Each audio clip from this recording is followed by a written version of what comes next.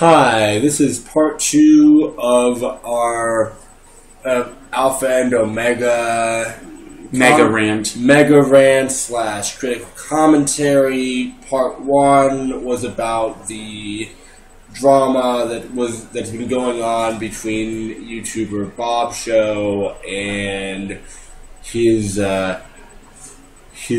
internet and his critiquer Waria / Another Realm. We will not. If you'd like to hear our thoughts on that, please click on part 1 in the description or on the side or whatever.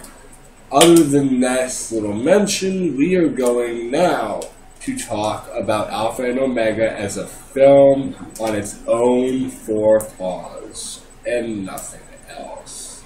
Because there's pretty much nothing. Okay. Yeah, I didn't like this.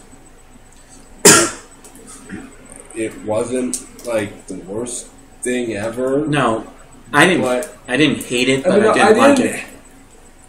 The problem is that, okay, this movie's about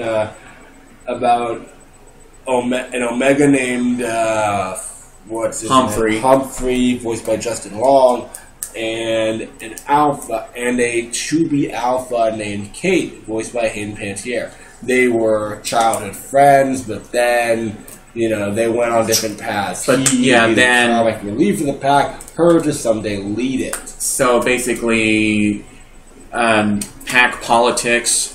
Pack politics state that Alphas and Omegas cannot mate or howl or do anything really together, and Humphrey's kind of pissed about that.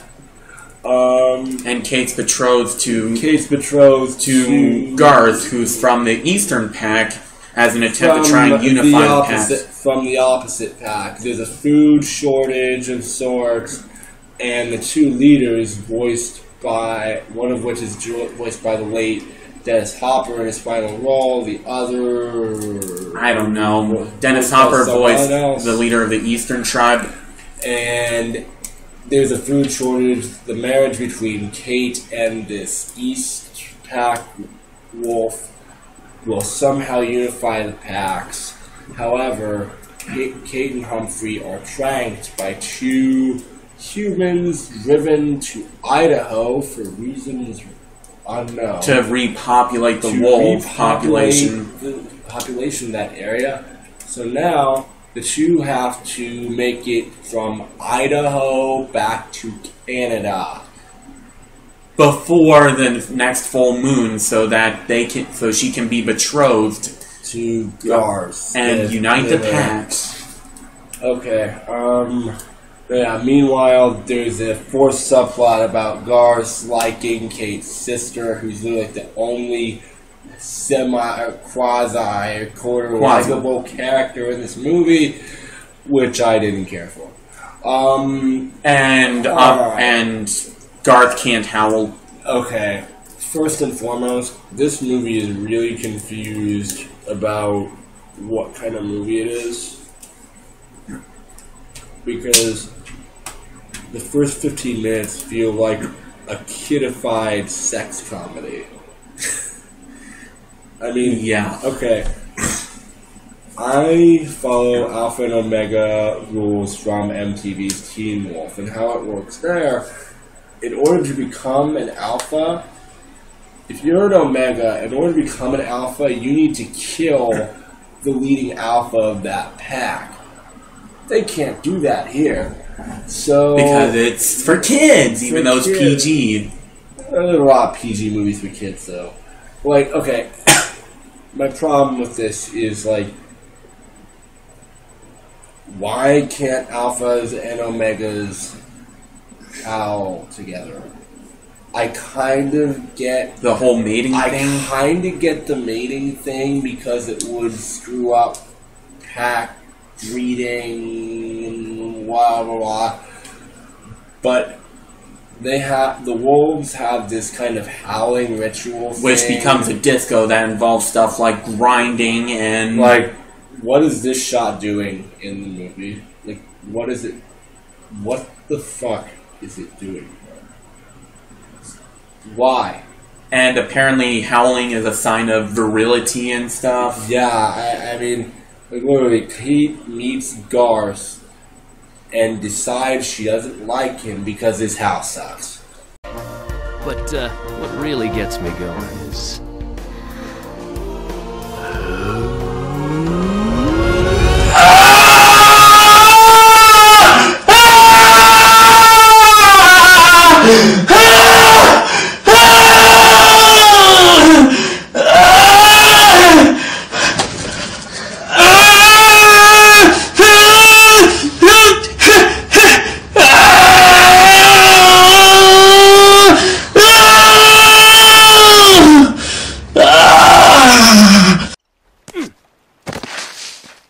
Was it, good for you?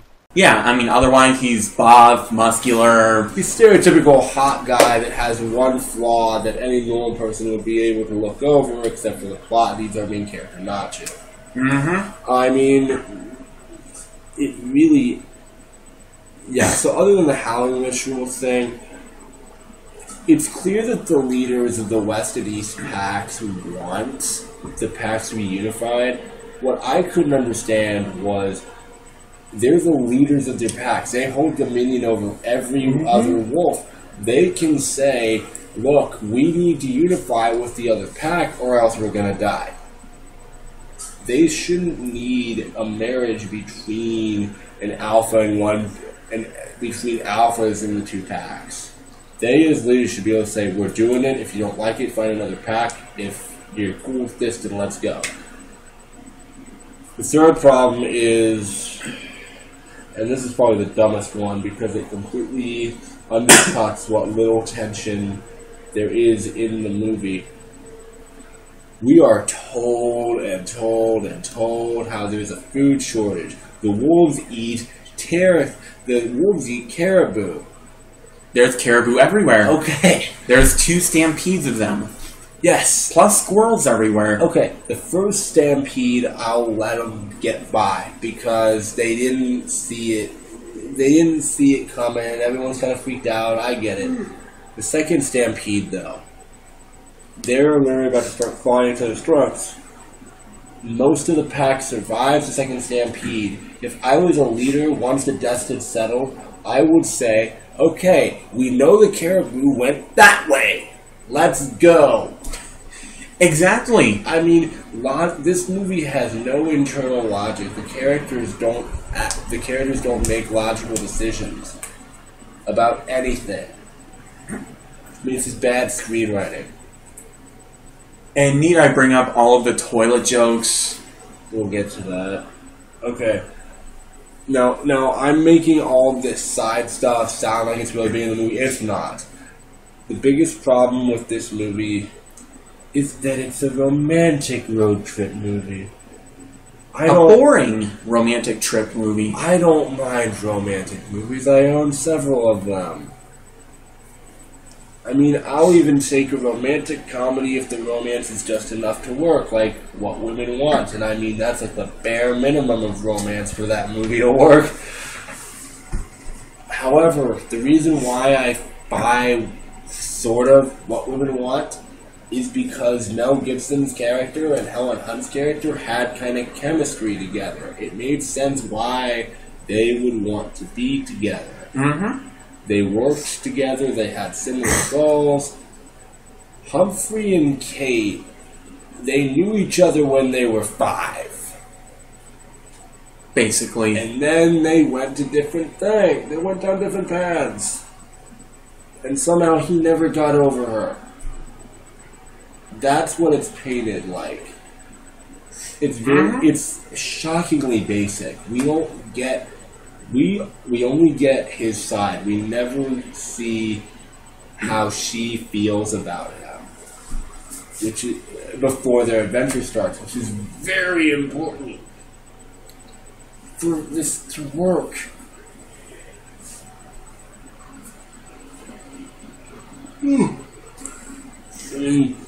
Yeah, so basically, there's no chemistry between these characters. That's due to two things. Number one, the shoddy screenwriting, and number two, the voice actors. Here's how most animated movies work. With some exceptions, most of the time when they do CG movies like this that require voice acting, they'll have the actor. Sorry about that. They'll have the actors come in and record their lines separately. I think this is a dumb idea.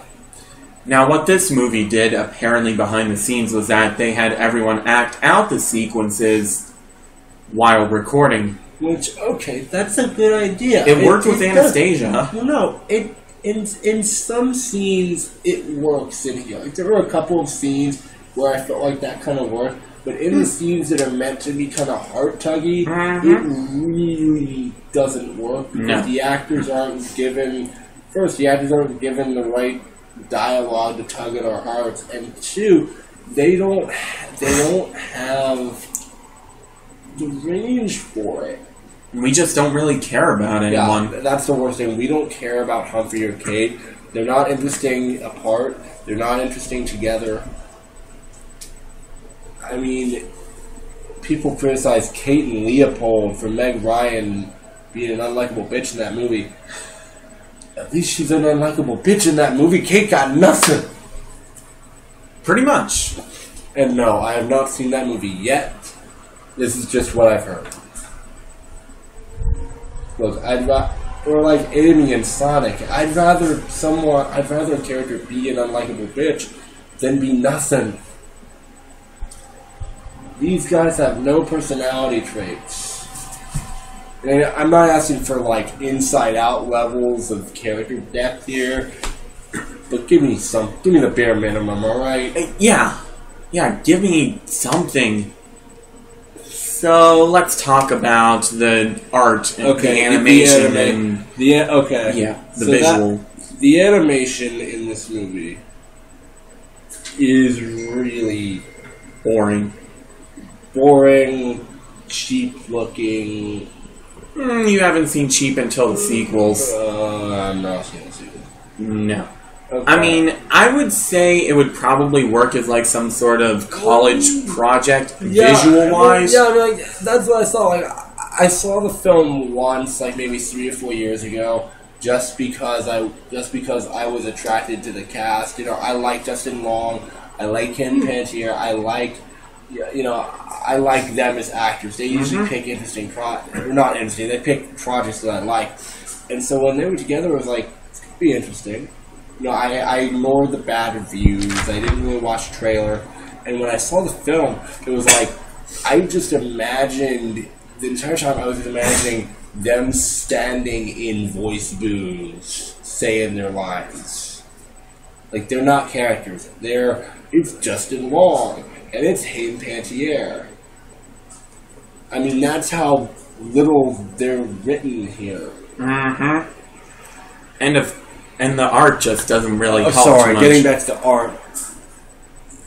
This movie was apparently outsourced. The animation... It was a French-Canadian production, but... Didn't you say that the animation was done by some Indian company? Yes. I mean, again, there's nothing wrong with, like, outsourcing to foreign companies for help at all.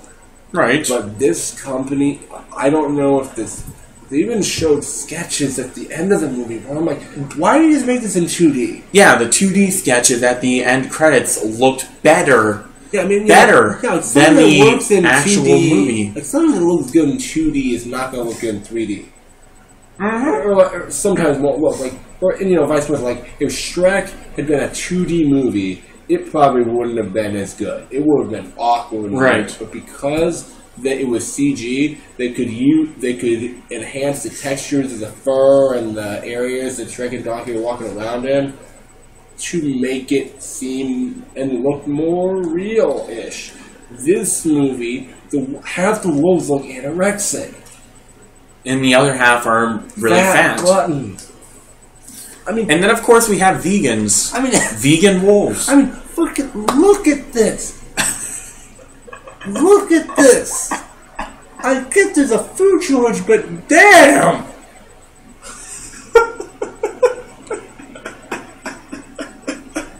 Oh my.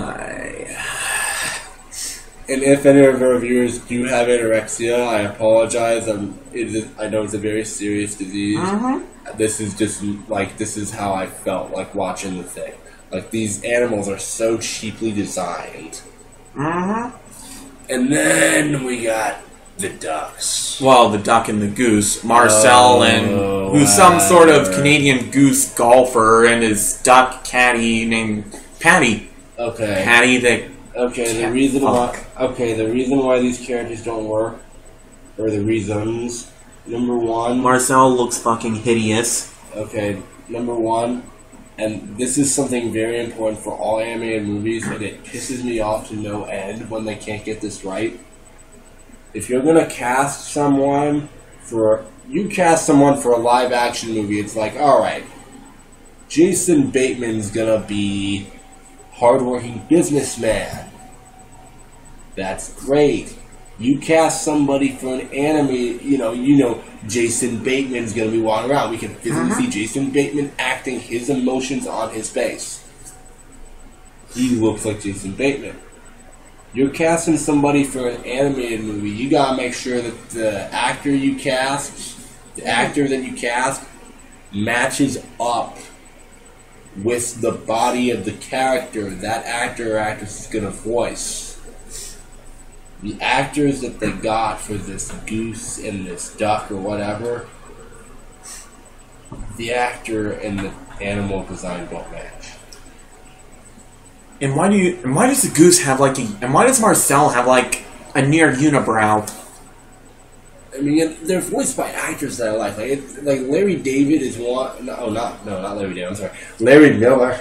Larry Miller and some of the guys. I love Larry Miller. I think he's funny. Here, I was like, I didn't recognize it was Larry Miller until the credits came. These characters are annoying. They're supposed to be the comic relief. It's really like comic side characters, which fine, I get it. You can have comic side characters like the Turtles in Finding Nemo. They're comic side characters.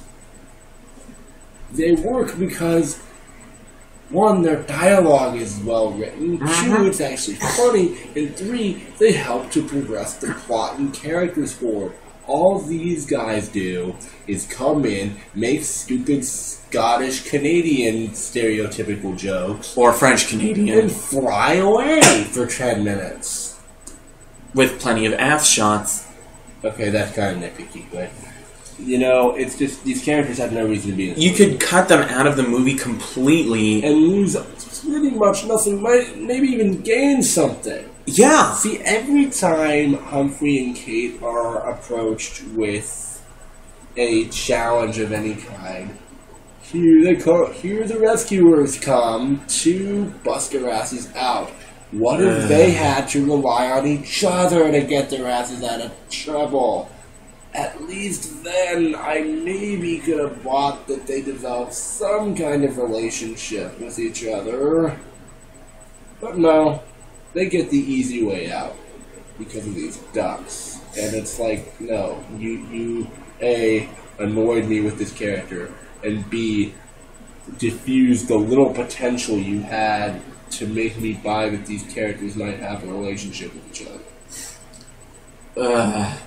I hate the fact that movie is deeply into this movie. And some other design things, like, first of all, there's a few scenes where they're in snow, they're in rain. Or rain. Okay, again, going back to Shrek, in 2004, Shrek 2 came out. There's a scene in Shrek 2 where it starts pouring down rain. Shrek and Donkey and Puss, the cat, they get soaked. I mean, it still looks great today. You can see the water droplets coming down the rise. I mean, it's beautiful. It is truly a beautiful scene. That was in 2004. Alpha and Omega came out 2010. 2009, 2010, somewhere around there. There's a scene where it's pouring down rain and their fur just puffs up a little bit.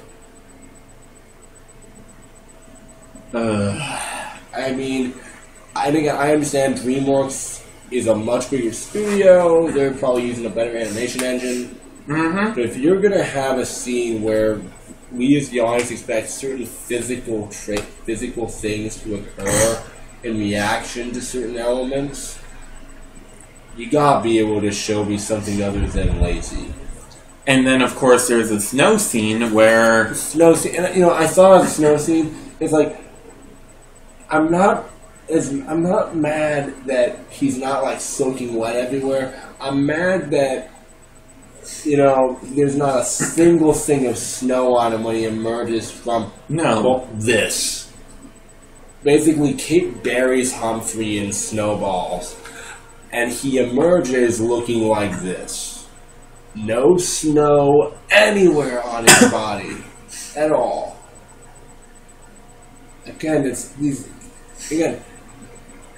movie isn't made of giant flaws. It's made of numerous little ones that, had they been tweaked, we might have had a half-decent movie. Mm-hmm. That's why it's frustrating. There's also a plethora of bathroom jokes. Oh, yes. There's also, it's a kid movie. I'm not the target audience for that movie. I totally get that. I get that kids like toilet humor. I like toilet humor, too. This movie, it relies way too much on bathroom humor. You'd think Happy Madison wrote some of the script. No, you would, because some of the lines that these characters are saying, it's like, why did you say that? Like, let's discuss like her mom. Her mom looks and acts like freaking Hillary Clinton here. I mean, look, this is Hillary Clinton in whatever god awful outfit Jerry found her in, and this is the mom who constantly threatens other wolves to rip something off and shove it down their throat. It's all either tail or... and again, this could be overanalyzing a little bit, but it seemed to us that she shared certain personality traits with Hillary. I'm sure that was not intentional. No. I'm sure that was not intentional, but that's how we saw it.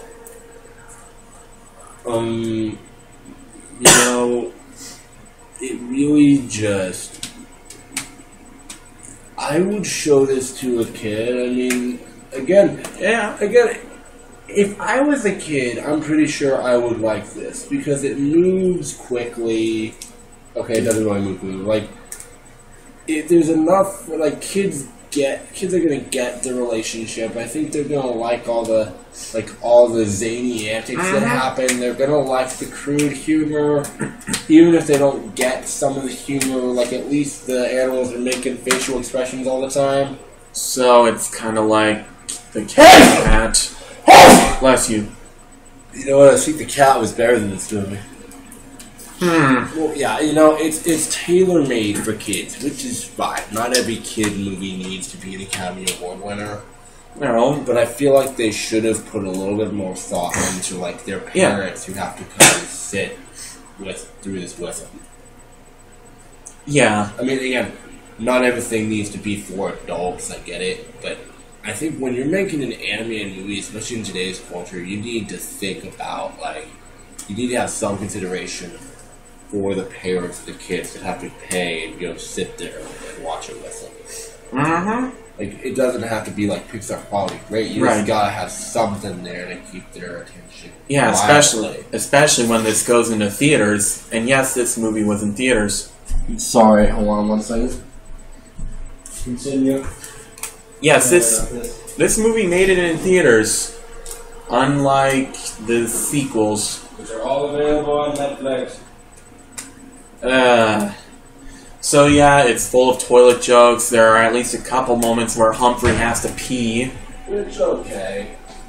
There's like random ass shots everywhere.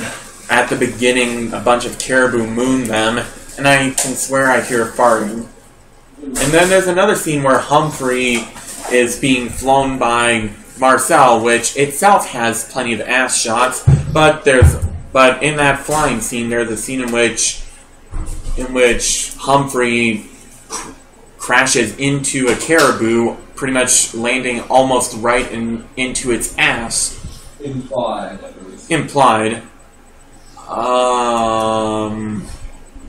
Of course, there's also the Rabbit Poo Mountain dialogue.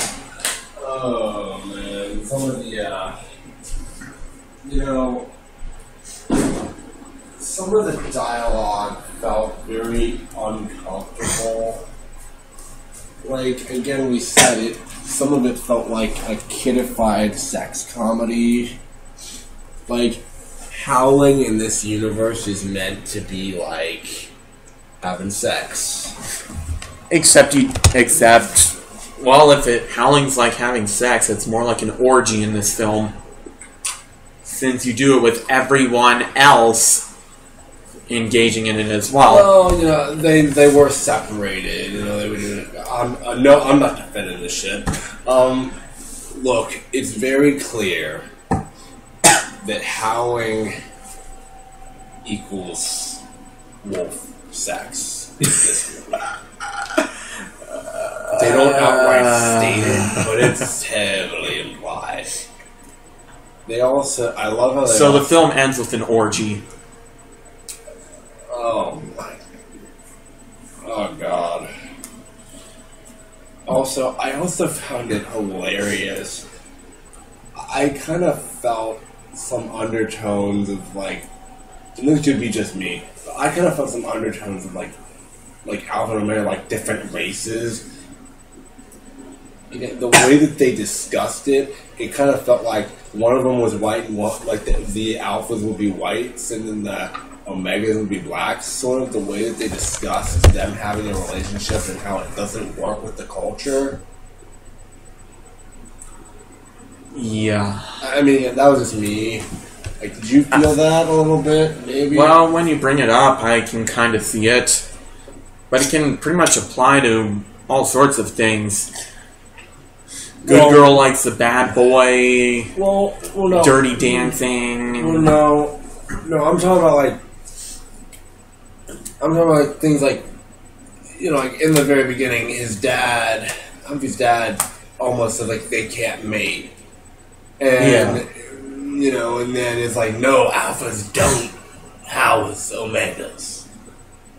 You know, it just felt like some mild, unintentional racial undertone. It's not like played throughout the scene. It's in the beginning. It's kind of like, did you consider how this could have been interpreted by some?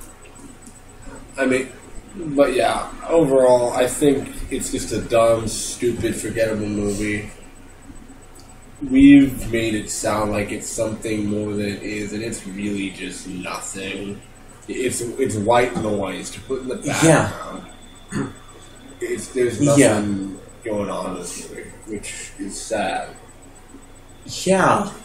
And the fact is, it's not even... Netflix actually just took it off a couple weeks ago, while the sequels are still on. Yeah, the sequel is still on. Like we were checking... Like, he asked me, like, look, do you want to do Alpha and Omega? I'm like, why the hell would I want to do that? He told me about this Bob Show crap, and it was like, alright, I'm going to find it, because I remember seeing it on Netflix for like maybe a 3-year period. They must have had a really long deal with that movie. Mm-hmm. But, you know, of course, when I needed it, it was gone. So, you know, Alpha and Omega 2 through 5. Well, now probably 6 with Dino Gigs. Oh. With really, really, really, really, really shittily rendered purple dinosaurs. Because apparently they need to design their dinosaurs from this art school of Barney. I love you. You love me. I fucking hate this movie. And like half of these sequels are like 45 minutes. Okay. Hollywood, a movie is over an hour. Yeah. These things are 45 minutes. Some are like an hour 17. The shortest I saw was like 45 minutes. You can probably fit 2 of them onto one disc. Yeah, I mean, you know, and again, it's these stupid. I don't know, like, why these stupid movies get dumb sequels. Like, Open Season, I think, got 3 direct-to-DVD sequels. Yeah, and the first one wasn't even really bad. The first one wasn't even that great. I mean, I liked it better than this because at least, you know, Martin Lawrence and Ashton Kutcher were giving energy to their performances. Yeah. I mean, it didn't have that much going on either, but it had a little bit more than this. Like a smidgen. Yeah. I mean, it's one of the few roles where I'm like, I can tolerate Martin Lawrence, actually. And yet I bought a Bad Boys 2-pack, which has him as first bill. Fuck. Yeah, Will Smith will balance him out. I hope. Sorry for your fact. Look, again, if you have little kids and just need them to be distracted for an hour and a half while you pay your taxes or sign your divorce papers or whatever you need to do, then that's great. Turn it on, they'll probably be entertained. Yeah. You need to watch, like, if you want to watch a good animated movie with your kids that you can be engaged with, watch Shrek or Inside Out or pretty much anything from the Pixar canon. Or Zootopia. Or Zootopia, which is great. That's a classic movie right there. Or, if you absolutely must, put in that Frozen DVD for the 1000th time and just let them sing that godforsaken song. Which actually quite aptly applies to what should be done with the situation discussed in part 1. But this thing, it's like, come on. Let it go. One of these, look, and I know this is a short thing on part 1 again. One of these, I said this in part 1, I'm going to say it again. At this point, I don't care who's right. One of these guys is eventually going to have to throw in the towel and just move on with their lives. They can have victory, beat-in party. With these guys, Bob Show, he creates content, he has an audience. Waria doesn't. One of them needs to stop. They can't keep doing it. They can't do it like Batman and the Joker. They can't do this forever. Right. Anyway, to end this really long analysis, Alpha and Omega is a bland-looking, insultingly generic film that wastes a pretty good voice cast on a done-to-death idea. That totally doesn't rip off Romeo and Juliet to a degree. Yeah, you know, like, people criticize, like, The Lion King 2 for, you know, ripping off that. I'm like, have you seen that? Now I'm going to be like, have you seen this? Well, yeah, Lion King 2 wasn't great. Have you seen this shit, though? Lion King 2 is the Academy Award compared to this.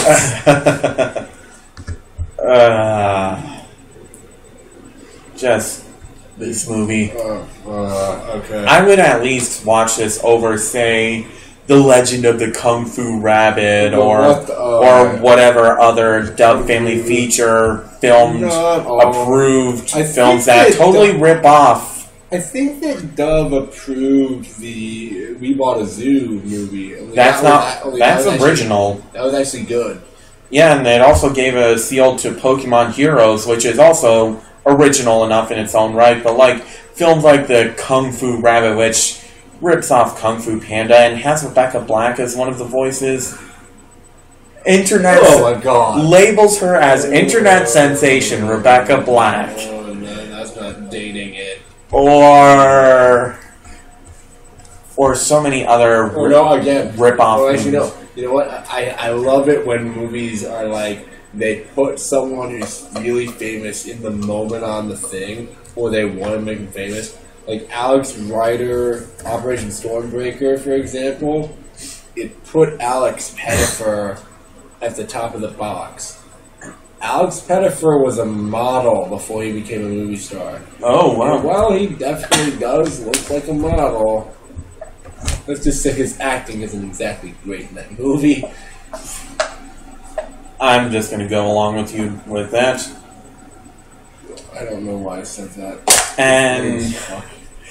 And like, just with this film, I mean, I would at least watch this over a lot of those blatant rip-off movies, like What's Up? Ripping off Up, or... Yeah, like, pretty much anything on the I Hate Everything channel. Yeah, because at least Alpha and Omega doesn't feel like it's blatantly ripping off a specific thing. Oh, no, it does, but it's like, it's not, it's ripping off, like, the whole... genre of, you know, mismatch, romance, movies. Yeah, it's not ripping off anything, like, majorly just, specific. You know, it's a placeholder.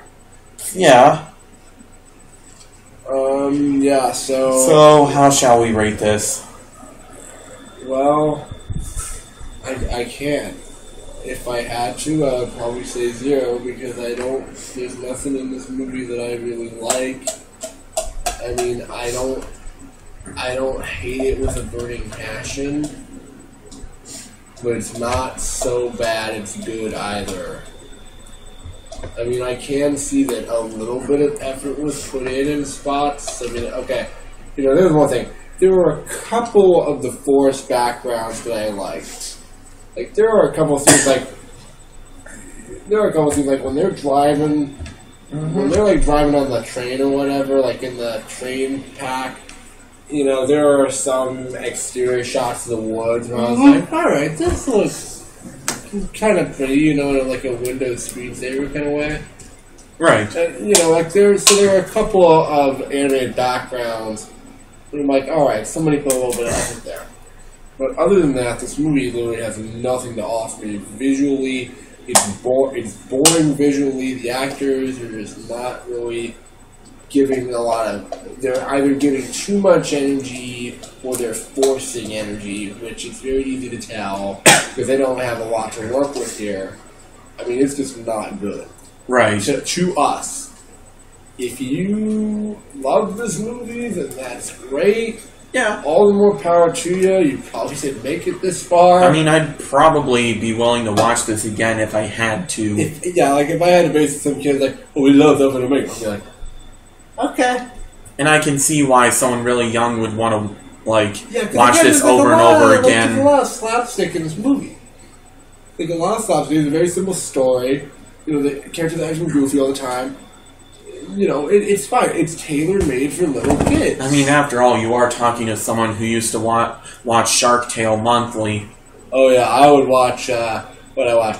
I would watch Osmosis Jones so much when I was a kid. I didn't get some of the jokes, but still, it had a lot of energy in there that I liked. Mm-hmm. And I still like that. I still like it to this day. I mean, I used to watch Shark Tale a lot, too, because people in Shark Tale are moving around a lot. They're always talking. You know, again, it's tailor-made for kids. Yeah. So, on that note, like, for me, I don't know, I don't think I could really give it a 0, because 0 implies that I want to, like, burn, crucify, or torture, that'd be lynch. Funny. I wish we could do a visual of, like, this DVD on a cross. I wish we could do that visual, but we don't have the technology. No, and it would also be kind of sacrilegious. Yeah, but like, sacrilegious. Yeah, Sorry. like, so... Though then again, I think we gave Caligula, like, a negative infinity. Oh, yeah, but, well, Caligula was straight up porn. Like, this is a... That was even less of a movie than this was, actually. I mean, like... But if I give it a 1, that would imply so bad it's good, which this is not. This is not. I mean, no, like, it's Alex Rider is so bad it's good. That's one of the worst edited movies I've ever seen. Troll 2 is so bad it's good. This is not so bad it's good. It's just so bad it's boring to us. Yeah, it's literally just... It's like it's a screensaver. It's pretty much a glorified screensaver. Yeah, like, there's nothing here for adults. If you got little kids, they'll love it. Other than that, just it's the most boring and terrible movie. Forget about it. You know, find another anime movie. Whatever. We've devoted 90 minutes of our lives talking about this movie, right? Which is about the running time. So I feel I've filled my quota. But of course, no one's ever going to forget this because of drama. Stupid drama. And they're going to be. It's going to be like the Rockies. People are going to say, "How many Evan Omega sequels are there? Like 20?" And there's really going to be like 5 or 6. So to really sum things off, we can't rate this. We can't rate this. Again, this is happening in 2016. While they're still mass-producing sequels. They're going to be mass-producing sequels and shit forever. But please realize that. I mean, at least the most recent mass-produced sequel of Land Before Time, I hear, has a little bit of potential. I gave up on that. Like, you know, after the big freeze, I think it was like number 8, I was like, I'm fucking done with this. Yeah, I gave up after the one that... Did you give up with the Stone Cold Fire? No, actually I gave up after the one where Littlefoot met his father again, which was like... What, his father died like 9 movies ago? Actually, no he didn't. That was his mother that died. Oh yeah, animated movie law states that the mother must die. Seriously, think about it. How many animated moms are still living? Not many. Nope. Cinemaster. And I'm JerrytheYTPer. And we are clocking in at 40 minutes. For part 2. Plus the 46 is about an hour and 36 minutes. This is why it's in part 1, part 2 format. We knew this was going to happen. We're looking forward to doing real stuff. Yeah, this is like the last really zany one we're going to do, despite the craziness of our theme song, which, dude, finally got a theme song 6 seasons in! You know? Yeah, we're going to be doing some more serious stuff since this may be our last year, and we kind of together. Nigel and I are graduating and moving on to other stuff, and I have no idea how to work this camera technology, so... Alright, so that's it. Bye. Bye.